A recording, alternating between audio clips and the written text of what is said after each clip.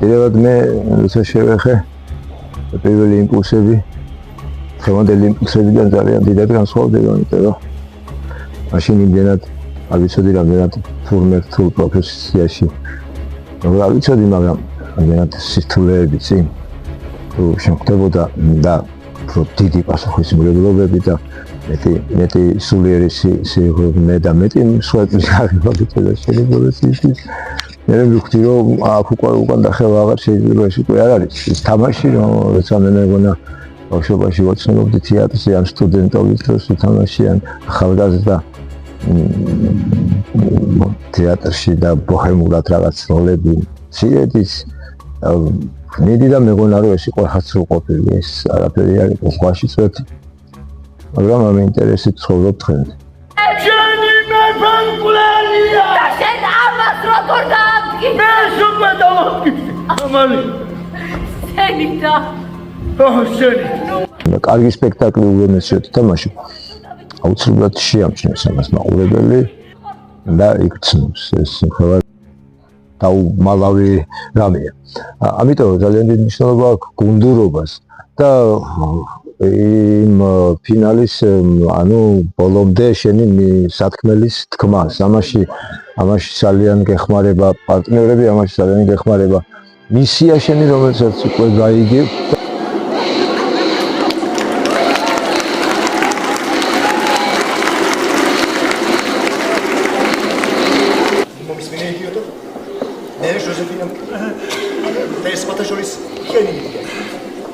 ნელა უფრო მცირდება და მცირდება ის ემოცია, ის პასუხისმგებლობაც, რაც მეტი ინტერესი ჩნდება შენს მიმართ ამ საქმეში. ადამიანებს არ გამორჩევათ, რომ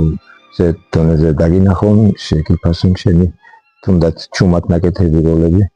უკვე შედარებით იცი, რომ ამას როგორი მაყურებელი ყავს და ყოველ ნაბიჯზე რამდენად ელოდება შენგან უფრო ღმას უფრო დიდს უფრო ძინეს თუმარ მღერიელე მე კი აღარ დალია არა უნდა დავიდო რა სი არა დაემართო შენ ჟიდებს თუმარ მოხმარეს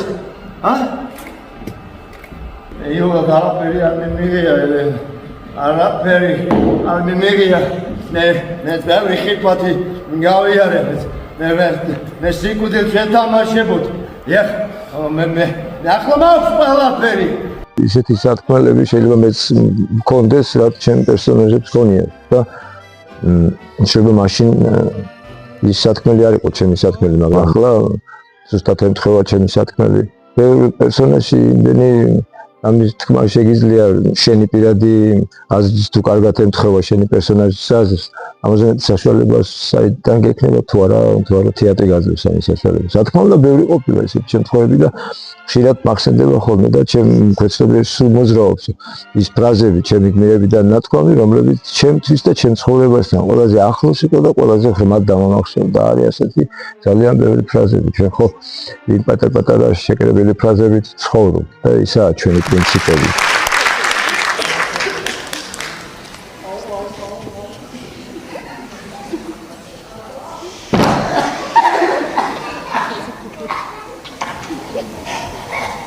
ინტუიცია ესეთი რამეა, ინტუიციას ჩარჩო არ აქვს, ინტუიციას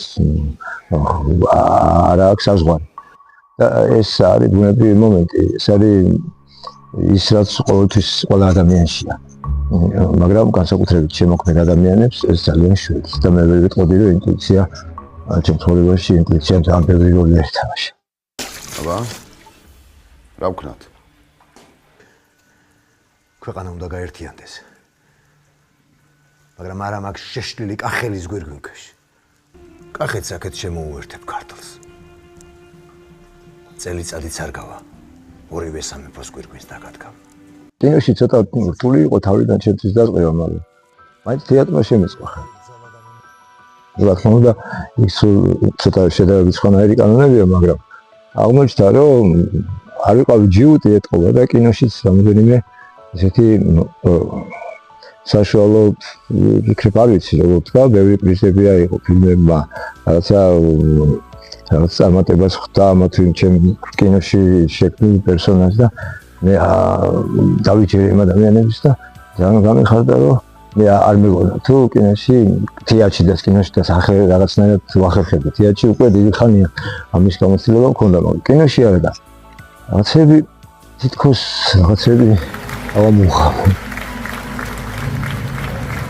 მე მგონია რომ ვერანაირ ტექნიკა თეატრს ალბათ არ შეცვლის იმიტომ რომ ამაზე ძირფასი რომ შენ ცოცხლად თვალწინ როცა მე და შენ ვსაუბრობ და შენი